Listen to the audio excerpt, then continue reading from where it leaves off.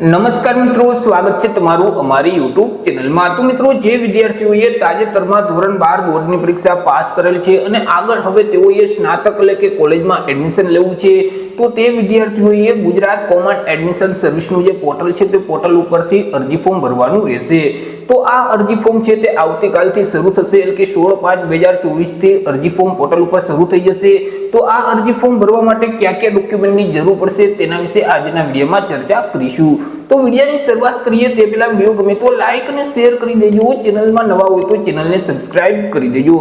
તો ચાલો મિત્રો, વિડીયોની શરૂઆત કરીએ। તો સૌથી પહેલા તો મિત્રો, તમારે પાસપોર્ટ સાઇઝનો ફોટોગ્રાફ અપલોડ કરવાનો રહેશે। હવે ફોટો છે તે કેવો અપલોડ કરવાનો રહેશે, તો કે ફોટાનું બેકગ્રાઉન્ડ છે તે સફેદ કલરનું હોવું જોઈએ। જો સફેદ કલર સિવાય બીજું કોઈ પણ બેકગ્રાઉન્ડ હશે તો મિત્રો તમારું ફોર્મ છે તે રિજેક્ટ થઈ શકે છે, કારણ કે અહીં પોર્ટલ ઉપર જે માહિતી આપવામાં આવેલ છે તે મુજબ તમારે ડોક્યુમેન્ટ અપલોડ કરવાના રહેશે। તો ફોટાનું બેકગ્રાઉન્ડ છે તે સફેદ કલરનું હોવું જોઈએ અને ફોટામાં તમારા બંને કાન છે તે સ્પષ્ટપણે જોઈ શકાતા હોવા જોઈએ અને તાજેતરનો જ પાસપોર્ટ સાઇઝનો ફોટોગ્રાફ અપલોડ કરવાનો રહેશે। રંગીન એટલે કે કલર પાસપોર્ટ સાઇઝનો ફોટોગ્રાફ અપલોડ કરવાનો રહેશે। ત્યાર પછી મિત્રો, તમારે તમારી સિગ્નેચર અપલોડ કરવાની રહેશે। સિગ્નેચરનું પણ બેકગ્રાઉન્ડ છે તે સફેદ કલરનું હોવું જોઈએ અને કાળી અથવા તો વાદળી શાહીથી જ સિગ્નેચર કરી અને તે અપલોડ કરવાની રહેશે। મિત્રો, અહીં પાસપોર્ટ સાઇઝનો ફોટોગ્રાફ અને સહી છે આ બંને ફાઇલ તમે જે અપલોડ કરો છો તે ફાઇલનું જે ફોર્મેટ છે તે જેપીઈજી અથવા તો જેપીજી ફાઇલ જ તમારે અપલોડ કરવાની રહેશે। ત્યાર પછી મિત્રો, ઉચ્ચતર માધ્યમિક પરીક્ષાની માર્કશીટ એટલે કે ધોરણ 12 પાસ કર્યાની માર્કશીટ તમારે અપલોડ કરવાની રહેશે। ત્યાર પછી મિત્રો, શાળા છોડ્યાનું પ્રમાણપત્ર એટલે કે એલસી સ્કૂલ લિવિંગ સર્ટિફિકેટ તમારે અપલોડ કરવાનું રહેશે। ત્યાર પછી પાસિંગ સર્ટિફિકેટ અથવા તો ટ્રાયલ સર્ટિફિકેટ જો તમારી પાસે હોય તો પણ તે અપલોડ કરવાનું રહેશે। જે વિદ્યાર્થીઓએ ગુજરાત બહારથી ધોરણ 12 પાસ કરેલ છે તો તેવા વિદ્યાર્થીઓએ માઇગ્રેશન સર્ટિફિકેટ પણ ફરજિયાત અપલોડ કરવાનું રહેશે। ત્યાર પછી મિત્રો, ડોમિસાઇલ સર્ટિફિકેટ તમારે અપલોડ કરવાનું રહેશે।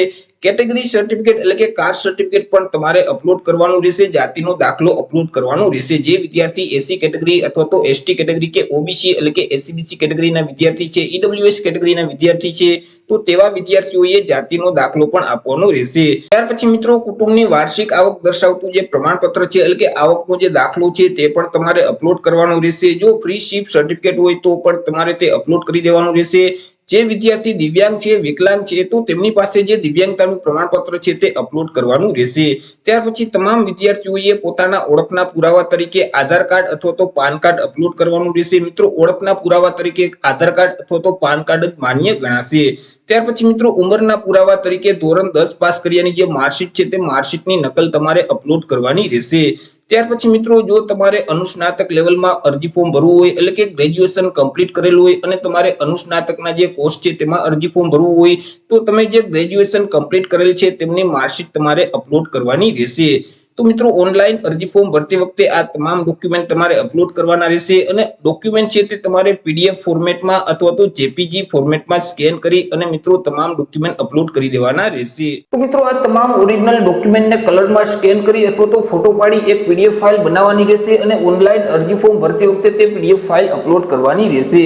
તો આશા રાખું છું વિડીયો પસંદ પડ્યો હશે। વિડીયો પસંદ પડ્યો હોય તો લાઈક અને શેર કરી દેજો, ચેનલમાં નવા હોય તો ચેનલને સબસ્ક્રાઇબ કરી દેજો।